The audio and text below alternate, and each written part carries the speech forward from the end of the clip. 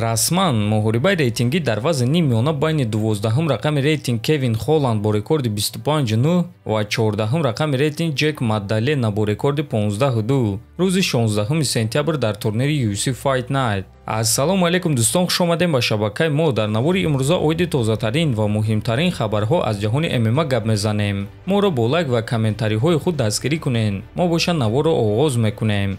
доруҳое ки айни замон шумо дида истодаен доруҳои гиёҳии босифат аз ширкати шифофармо мебошад ки шумо имконият доред ки ҳамаи ин доруҳоро бо нархи арзон дастрас кунед.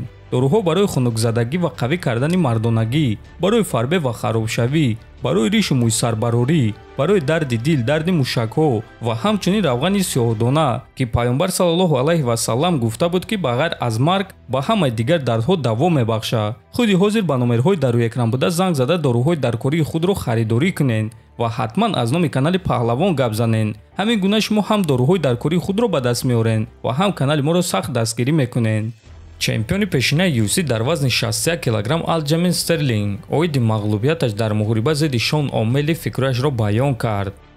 рости гап бой додан хуб нест. Шон вазифаи худро хеле хуб ба анҷом расонд. ман медонистам ки ӯ дар ин корҳо хуб аст ва зарбаи ӯ зарбаи хеле хуб буд.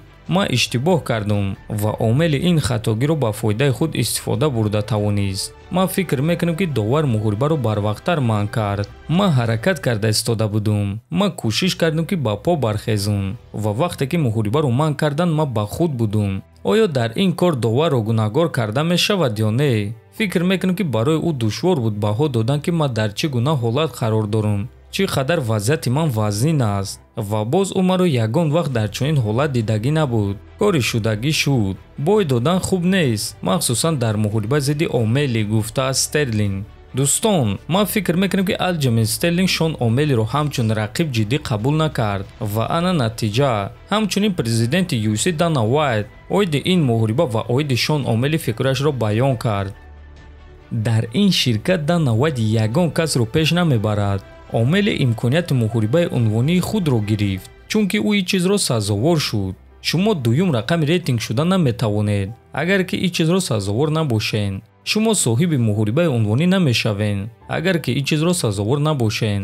вақте ки шумо оиди ин муҳориба фикр мекардед, албатта ки ба худ савол медодед ки чӣ гуна Шон Стерлингро шикаст дода метавонад, чӣ гуна Шон текдаунҳои ӯро манъ карда метавонад. гӯш кунед, стилҳо муҳорибаҳоро месозанд ки дар он корҳое мешавад ки шумо интизор набудед.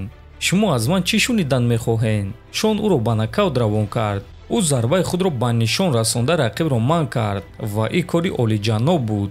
мо дар ин турнир ба миқдори $7 миллион чипта фурӯхтем ва ин аз ҳама муҳорибаи калони унвонӣ дар вазни 61 кг аз рӯи фурӯши намоиши пулӣ шуд. боз як рекорди дигар. О'Мелли ситора намешавад, ӯ аллакай ситораи калон аст, гуфтааст Вайт. бале дӯстон, Шон О'Мелли пеш аз ин муҳориба хеле машҳур буд ва акнун бо камарбанд ва бо чунин ғалабаи дурахшон зидди чунин рақиби сахт ӯ боз ҳам машҳуртар мешавад. ҳозир бошад дӯстон, барои шумо реаксияи якчанд ҷангварони машҳурро дар ин муҳориба пешкаш мекунем ва оғоз мекунем аз чемпиони пешинаи вазни 61 кг UFC Пётр Ян. реванши мо дер ё зуд бояд ки баргузор гардад. ҷангвари бебохти вазни 61 кг UFC Умар Нурмагомедов. ин чиз ба ман писанд аст. таърихи нав дар дивизиони мо. дӯстон, шумо муҳорибаи Шон О'Мелли зидди Умар Нурмагомедовро дидан мехостед ё не? метавонед фикротонро дар комментария нависед. ҳатман дар канали мо обуна шавед. то боздид хонободу сарбаланд бошед.